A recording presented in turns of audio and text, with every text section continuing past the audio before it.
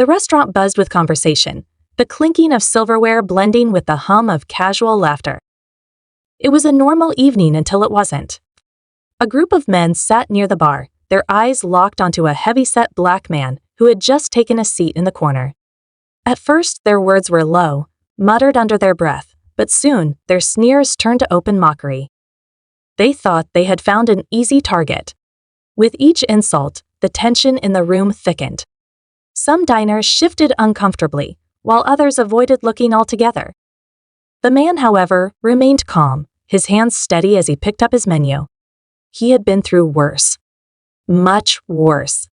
What they didn't know, what they couldn't possibly suspect, was that the man they were ridiculing had spent years in the Marines.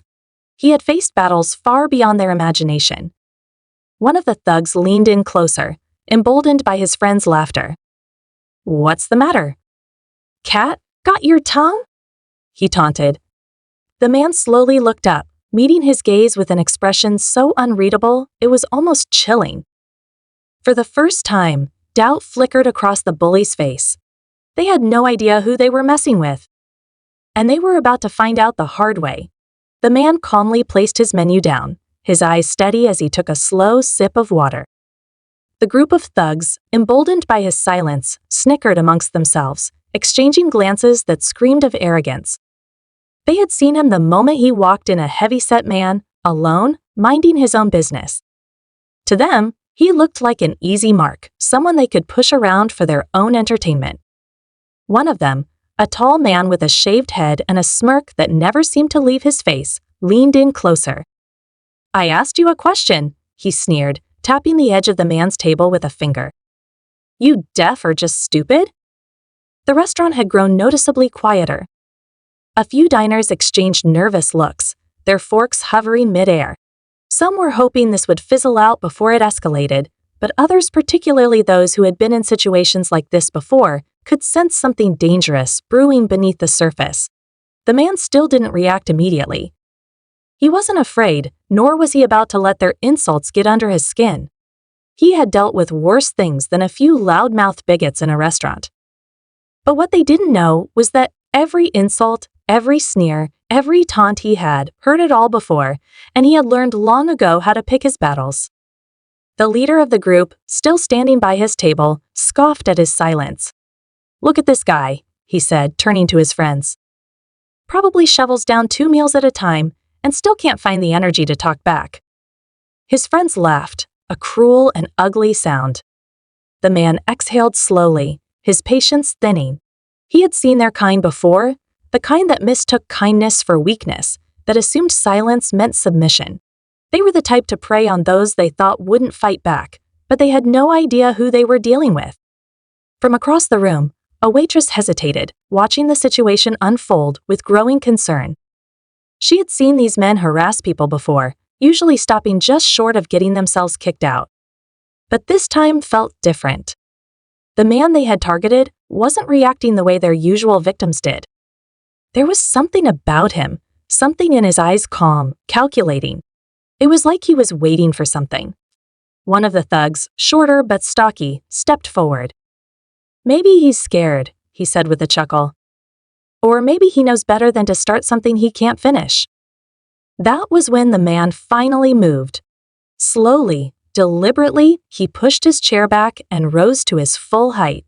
He was bigger than they had expected, not just heavyset, but solid, strong.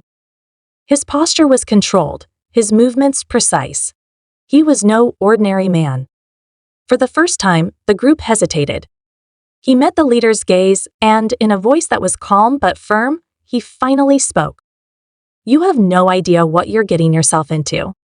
The words hung in the air, heavier than anything the group had expected. Something about the way he said it, the certainty in his voice, sent a ripple of unease through them. It wasn't the threat itself, it was the way he delivered it, like he wasn't warning them out of fear, but out of experience. One of the younger members of the group, a guy who had been laughing the loudest just moments ago, shifted uncomfortably. "Hey man, maybe we should just—" "Shut up," the leader snapped, glaring at him before turning back to the man. "Oh yeah. And what makes you think we should be scared of you?" The man didn't answer right away. Instead, he reached into his back pocket and pulled out a worn leather wallet. Slowly, he flipped it open and laid it flat on the table. A Marine Corps insignia gleamed under the restaurant's warm lights. Silence. The room felt frozen, the air thick with tension. The smirks on the group's faces wavered. Even the leader's confidence faltered for just a second, but he quickly masked it with a scoff. So what? You think that little badge is supposed to scare us? The man didn't respond with words. He didn't have to. Instead, he took a step forward, just one, but it was enough. It wasn't just about size or strength, it was his presence. The way he carried himself, the way he looked at them, like he had already sized them up, like he already knew exactly how this would end if they pushed him any further. The waitress, still watching from a distance, felt her breath catch. She had heard stories about men like him, men who had been trained to handle far worse than a few drunken racists in a restaurant.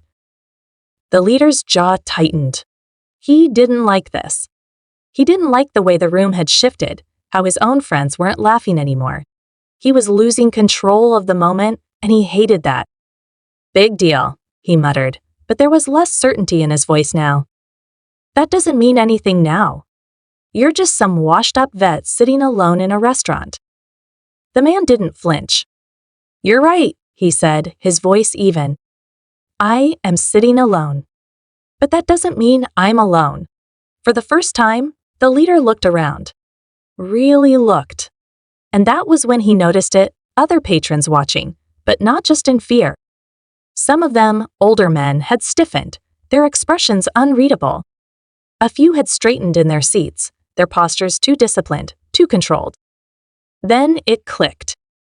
He wasn't the only veteran in the room. The tension in the air shifted again, this time in the man's favor. The leader's friends were catching on, their earlier bravado quickly fading. The man gave them one last look. So here's what's gonna happen, he said, his tone carrying an authority that was impossible to ignore.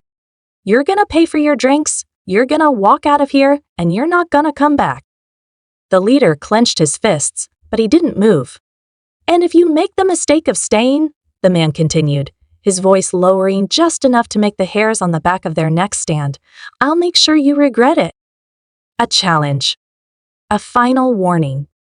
For a long moment, the leader considered pushing back. He had his pride, his reputation. But as he looked into the man's eyes, he knew. This wasn't someone he could intimidate. This wasn't a fight he would win. With a sharp inhale, he turned away. Let's go, he muttered to his crew. One by one, they followed, their shoulders stiff, their confidence shattered. The moment they walked out the door, the restaurant seemed to exhale. Conversations picked up again, but there was a newfound respect in the way some of the patrons looked at the man. He simply sat back down, picked up his menu, and resumed his meal. He had nothing to prove. Not to them. Not to anyone. But they wouldn't forget this night. And neither would he. The restaurant slowly returned to its usual rhythm, but the air still held a charge, an unspoken acknowledgement of what had just transpired. The man, calm and composed, picked up his menu as if nothing had happened. The waitress hesitated before approaching, her hands gripping the notepad just a little tighter than usual. You okay? She asked softly, her voice laced with something between concern and admiration. The man looked up at her, offering a small nod. Yeah, he said simply. I'm good. She exhaled a breath she hadn't realized she was holding. I've seen those guys come in before, she admitted, glancing toward the door where they had disappeared. They usually just talk big, but this time felt different. It was, the man replied, setting the menu down. But they won't be back. She studied him for a moment, searching his face for any sign of lingering anger or unease. Instead, she found a quiet certainty, the kind that only came from someone who had seen worse and come out the other side. You want the special tonight?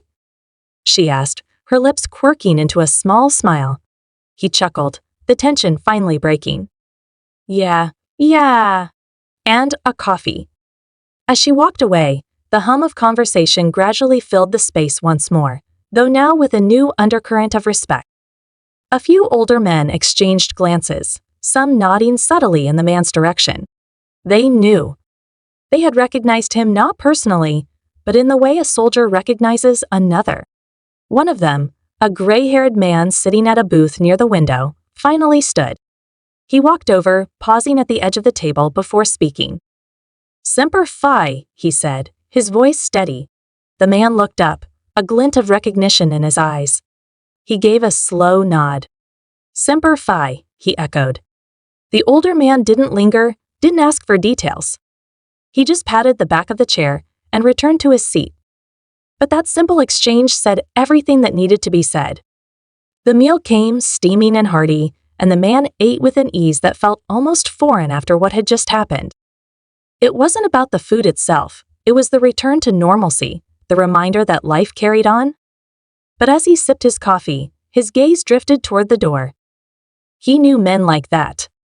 Knew how they operated. Some would tuck their tails between their legs and never return, their pride wounded too deeply to risk another confrontation. But others stewed in their anger, letting it fester into something uglier. He wasn't naive enough to assume this was over. Across town, the leader of the group sat in a dimly lit bar, gripping his glass so tightly, his knuckles turned white. The sting of humiliation burned deeper than the whiskey in his throat. His friends, once loud and cocky, sat sullen and quiet. "You just let him talk to you like that," one of them finally muttered. "Like we're some punks." The leader exhaled sharply through his nose, setting his glass down with a hard clink. "Shut up." But the words echoed in his own head, over and over. He had always been the one in control, the one people feared. And now, in a room full of people, he had been made to look weak. By some washed-up Marine who didn't even raise a fist. No. This wasn't over. The man left the restaurant without rush, stepping into the cool night air. He wasn't in a hurry to get home. Walking gave him time to think, to process. He had seen men like that before, and he knew the chances of them coming back were 50-50. Some men were all talk, all bluster, and once confronted, they slinked away, unwilling to test themselves against real danger.